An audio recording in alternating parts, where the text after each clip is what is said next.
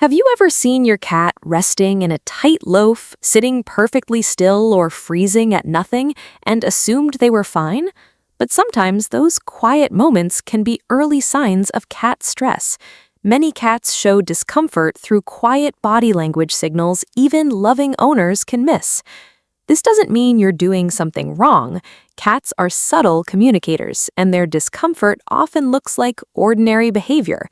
In this video, you'll learn 7 signs your cat may feel unsettled, overwhelmed, or not fully safe, and what you can do to help them relax again. One signal alone doesn't prove anxiety. Context matters. Look at the full body, the environment, and sudden changes. Let's start with the first quiet signal, the alert loaf. Why we usually get this wrong. When we see a cat tucked into a tight little loaf with closed eyes, we often assume they're relaxed. So we may reach down to pet them, not realizing their body might still be on alert. But from your cat's perspective, there is a massive difference between deep restorative sleep and alert guarded rest. In feline body language, posture often reveals how guarded or relaxed a cat feels. When a cat is truly relaxed, their body looks loose and unguarded. They stretch out, exposed, sleeping on their sides or back. A loaf by itself is usually normal.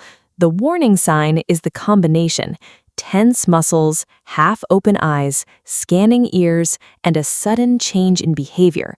This tighter posture suggests your cat is resting while staying ready to respond to the room around them. Here's how to help your cat relax. First, give that posture some space. Don't reach down to pet them or pick them up, because sudden contact can make an already alert cat feel more guarded. Instead, take a look at the environment. Is there a sudden influx of noise? Are visitors walking around? Give them a quiet, elevated space where they can survey the room without feeling exposed to foot traffic. Tonight, watch your cat's ears while they rest. Are they soft and still, or are they swiveling and constantly scanning the room? If these signs appear suddenly or come with eating, grooming, hiding, or litter box changes, check with a veterinarian. Signal number 2 happens in a fraction of a second, and it's all about one of their most sensitive tools, their whiskers. Why we usually get this wrong? We tend to focus almost entirely on a cat's tail or ears to gauge their mood. If the tail isn't puffing up and there's no hissing, we assume everything is cool. We treat whiskers like cute facial features, forgetting they are actually sensitive tools. But from your cat's perspective, a cat's whiskers are packed with sensitive nerve endings that help them sense tiny changes around their face and body. Loud sounds, rattling appliances, or constant vibration can make a tense cat feel even more on edge. When a cat pins their whiskers flat against their cheeks, it can be part of a defensive or overwhelmed body posture. Instead of pointing forward or sitting softly to the sides, the whiskers flatten closer to the cheeks. It doesn't always mean sensory overload, but when it appears with tense muscles, wide pupils, or ears turned back, the environment may be too intense for them. Here's how to help your cat relax. Pay attention to the sounds and vibrations your cat may be feeling more intensely than you. Reduce the noise if you can, and move their resting spot away from loud or vibrating areas. Even a few feet away from a washing machine, speaker, or busy window can help. Next up is signal number 3, urgent cheek rubbing. Why we usually get this wrong. When your cat comes over and rubs their face against your coffee table, a cardboard box, or your leg, it's easy to smile and think they're just being affectionate. They're showing some love to the furniture. Most cheek rubbing is normal and positive. The warning sign is speed, repetition, and tension, not the rubbing itself. But from your cat's perspective, cats understand their world heavily through scent. Their cheeks, chin, and forehead carry scent glands, and rubbing helps make places and objects feel familiar and comfortable. When they rub against an object, they leave behind facial pheromones that help the object feel familiar and comfortable.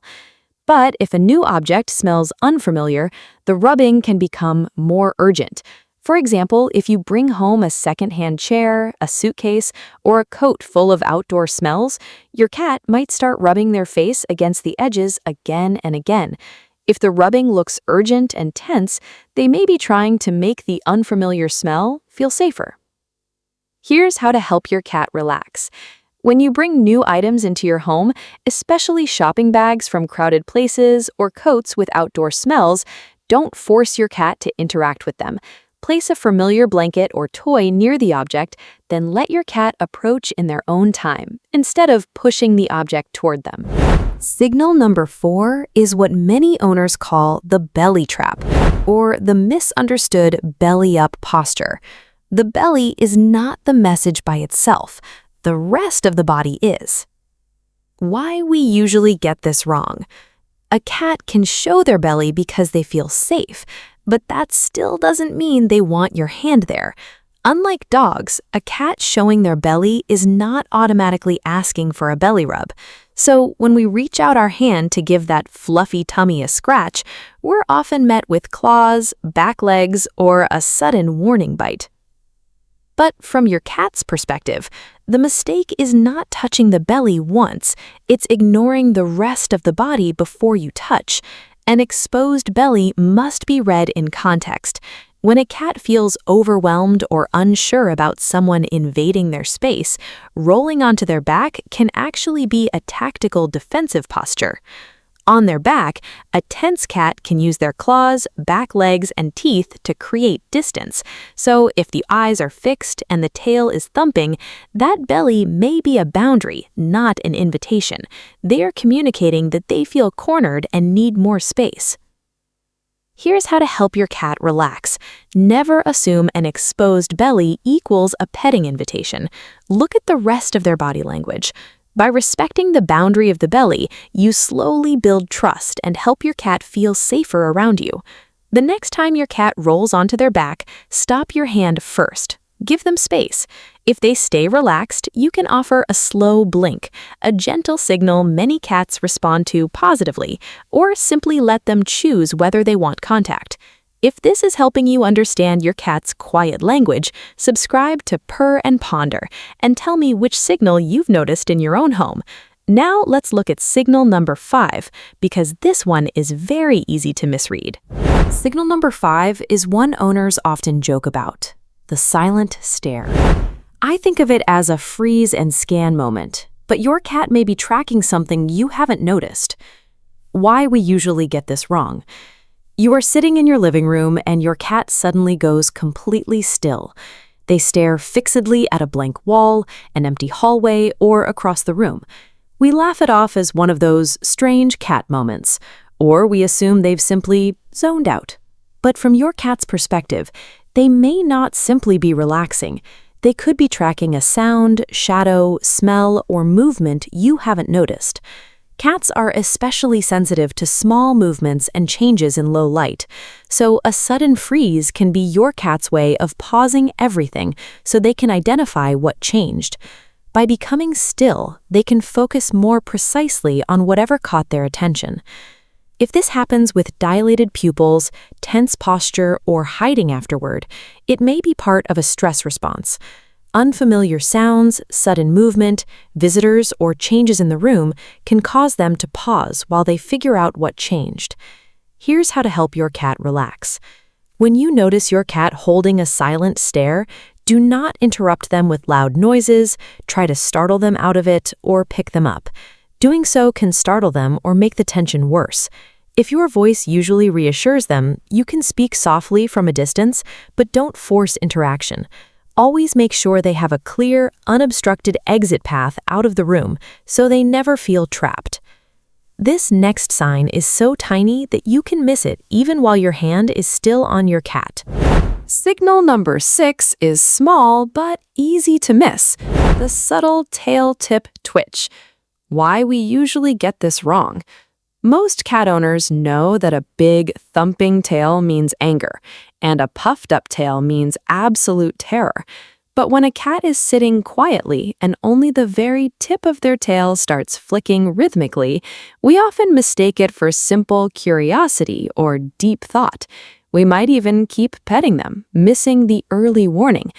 But from your cat's perspective, in cat body language, the tail often shows when your cat's mood is starting to shift. When only the tip is twitching while the rest of the body is still, your cat may be getting more focused, irritated, or overstimulated. This frequently happens during overstimulation from petting. You might be petting your cat while relaxing on the couch. Everything feels great, but after a while, that little tail tip starts to flick. That small movement may be your cat's way of saying the petting has stopped feeling good. Here's how to help your cat relax. During petting, take that tiny tail flick as a gentle warning to pause.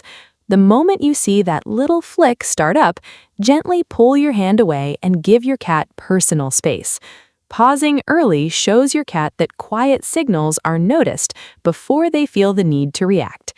And the final signal is not about what your cat does, it's about where they suddenly choose to live. Our seventh and final quiet signal is what I call the elevator shift. Most cats love high places, but when your cat starts eating, resting, and watching life only from above, the shift matters more than the height. Why we usually get this wrong? When we see our cat climbing to the top of the kitchen cabinets, the refrigerator, or the highest shelf in the bedroom, we usually admire their agility. We say, "Look at the little king of the jungle surveying his kingdom." But from your cat's perspective, there is a difference between climbing for fun and climbing because the floor feels unsafe. In a busy home, especially one with loud noises, dogs, or unpredictable routines, a cat who suddenly shifts most of their routine to high places may be relying on height because the floor feels unpredictable. If your cat refuses to come down to eat, hesitates to use the litter box on the floor, or watches the room below with a tense, tucked body rather than lounging comfortably, they aren't just playing king of the jungle. They are communicating that the floor level feels unsettled or overwhelming, and they may be relying on height because the floor feels unpredictable. Here's how to help your cat relax. Look at your floor map through your cat's eyes. Are there food bowls located in a high-traffic hallway? Is the litter box next to a noisy appliance or a door that bangs shut? You can restore their comfort by creating vertical highways, like cat trees, shelves, or safe raised paths that allow them to navigate the room without feeling cornered on the ground. Giving them reliable options both high and low makes a world of difference. The more you notice these small signals, the safer your cat's world becomes. That is the heart of Purr and Ponder, learning to love cats in the language they actually understand. Because when your cat feels understood, your home becomes a place where they can finally relax. To keep learning the quiet signals your cat may already be showing, watch the next video on screen.